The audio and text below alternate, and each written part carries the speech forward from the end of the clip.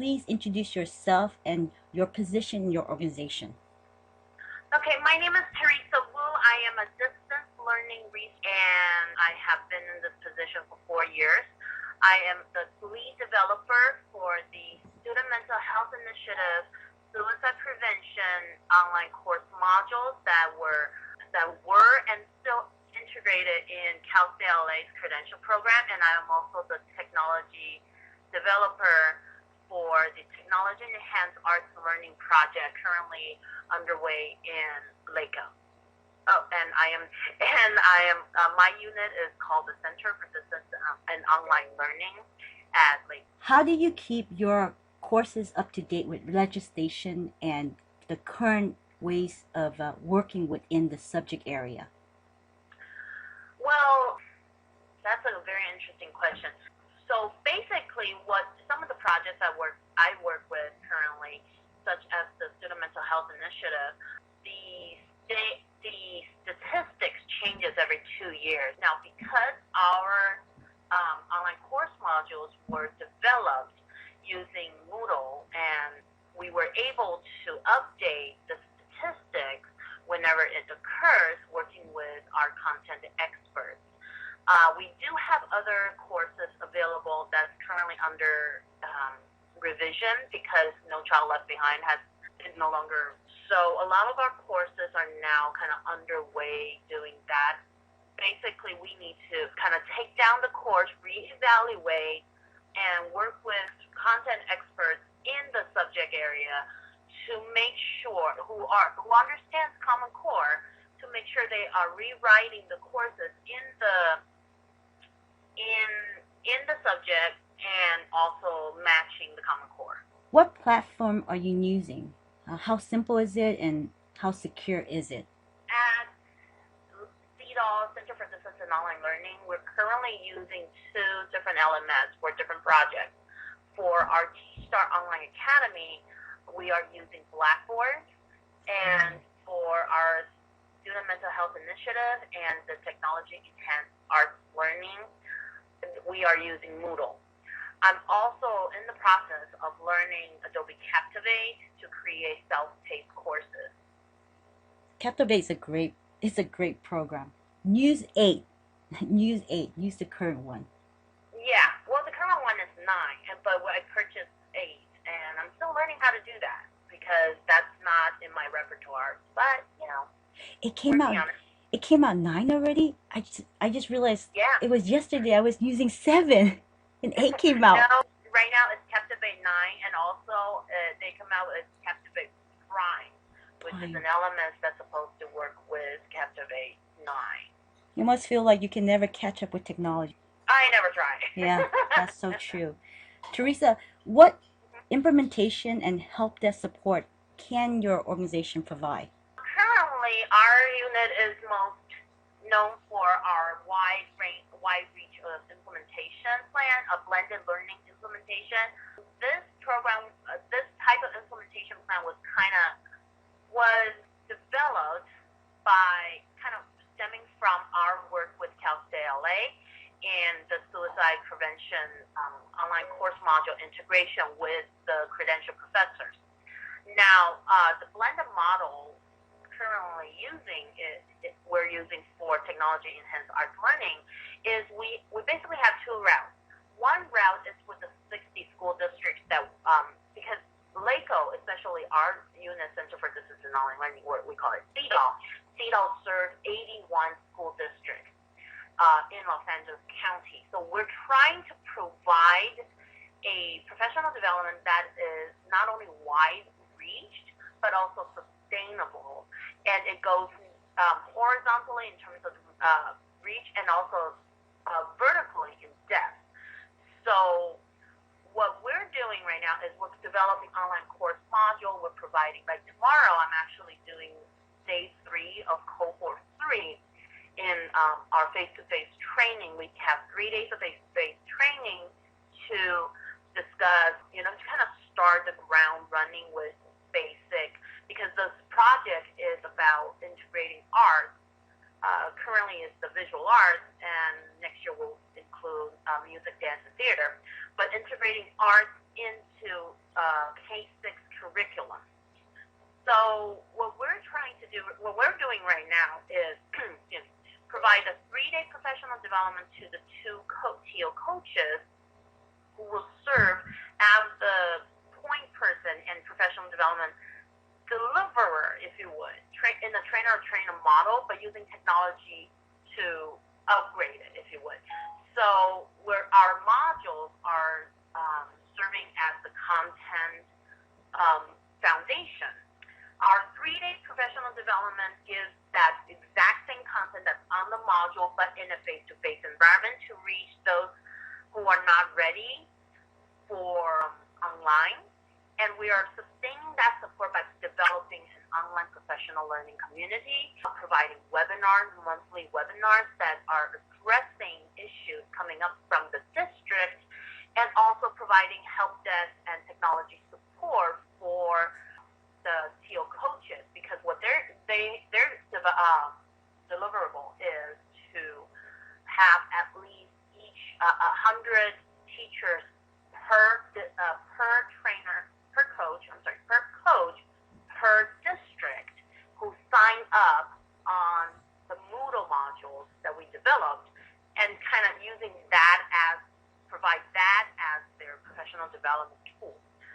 So that was a model that came from our suicide prevention blended learning. So that's one side, that's the district side. The other side for TEAL is the working with CalSALA, but also now we include university. And what we're doing right now is with CalSALA, and I'm not sure if you were actually part of it, but I know Dr. Chen used our module in the spring 2015. So we're providing professors with the module, and they will be able to give the access to their students. And in order for that to provide that language and that arts integration lens and knowledge into the existing credential and other educational subject courses. So this way, because arts are missing right now in credential programs, to actually bring that back through our modules, because modules have been created with high quality standards, and it has assessment, it has formative and summative assessment. So the professors can really easily fold that into their syllabi and provide the training this way. That's kind of the both two sides of that. In terms of help desk, we do have our help desk system. We provide basically everything that comes out of CEDAW. We will be able to provide technology support, but sometimes we will also provide support beyond that, even though we try not to, but we do, because we do have teachers or professors contacting us, and we're like, my computer is not working, what do I do? And, we try to help them out. Perchance maybe you want to put an app that has an avatar that can answer questions. Would be very human voices and everything, and appealing. Well, if we have the time, we would, but unfortunately, as with everything, with every unit in LACO, we're always trying to do a lot of different things at the same time. So, I've been going on and on and on about technology-enhanced arts learning, but really, there's only 3 people that's working on it. Oh, so those are the 3, because that was my next question to you. I wanted to know how many learning experts are actually within your team. Our team is very diverse. So if you're talking about learning experts, we have, in my position, distance learning resource specialist, my position, we have 6 people. However, of the 6, 3 of them are programmers. They do not have educational background. I'm the only one with credentials and has a teaching experience. Another one, he has an after-school teaching experience, and he and I serve as the main course developer. And our new hire, he's new. His expertise is is creating corporate courses from using Storyline or Captivate. So that's our team, and then we we have a consultant who I work closely with. She has a doctorate in curriculum and instructional design, curriculum instruction, and she is a educator, and so is our project director, who is also a credentialed administrator. So our consultant and our project director are both from an administrator side. Then we also... Would that be Jeff Williams? No, actually Jeff is not in our... Yeah, I know him just because we both drive electric cars. So we became great friends because of those over electric cars. But he actually belongs to another unit. My unit, and you know, my unit and his unit often get confused with one another because we do very similar things. And also in my unit, we also have a multimedia specialist who specializes in video production. So that's ours. Jeff's unit is the ITO, Instructional Technology Outreach. His unit deals more internally LACO. So his unit provides training, technology training, you know, like Google Drive training, Microsoft training, etc. For internal LACO LACO staff. What has been like your most challenging course or module that you've done with your team? They all have different challenges, to be honest with you. No one course is easy. With the suicide prevention courses, the challenge was that at the beginning, our content experts did not believe in technology. And you're going to run into this a lot. Our subject matter expert was a 30-year veteran of suicide prevention school counselor. Okay. So he was a school counselor. So he does not believe in technology. He believes that this type of training should be done face-to-face. So it took a lot of effort, and with my project director's help, we had to convince him that no, this could be turned. There are a portion of it that could be turned online. But in the beginning, I had to do most of the writing. Actually, all of the writing, 4 courses out of the 6 were written by me. And is this the same suicide one for given to LAUSD too, as well as like other districts? Yes. If it's the SMHI, the Student Mental Health Initiative, yes. Okay. How do you keep up with learning and technology trends? That is a big one. Really, it's teaching and learning. I believe that's what it's called. That one, go to Tech and Learn. Also, LinkedIn has different groups for instructional technology, instructional design. So I was able to join those groups on LinkedIn and keep it up that way. So it's really just reading it, reading it on your cell phone, anything that you can read and glance really quickly, designate time to read. Also, just, I think for me, is keeping an open mind. As when you start working in the industry, you're going to run into a lot of problems. And some people would be like, no, you have to do it in this way or you can't do it. But if you keep an open mind and says anything is possible as long as you try to do it, and don't say no until you really try, a million ways and then say, you know what, this is not possible. But try to solve the problem openly. That way it opens me up into a lot of different suggestions, researching online. That way I was able to learn by, getting my hands dirty and try it out. So always do that. I think those two were helping me in terms of keeping myself abreast of the current updates. So what would be your ultimate goal in your involvement with your organization?